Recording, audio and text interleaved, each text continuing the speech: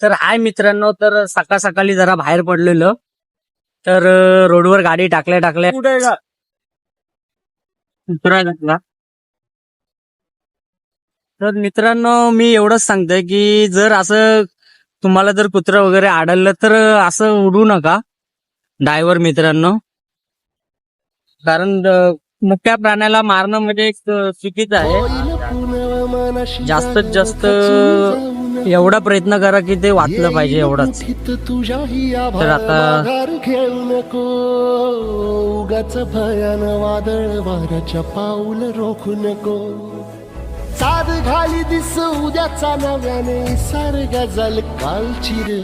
देवा काळजी रे माझ्या देवा काळजी रे देवा काळजी रे.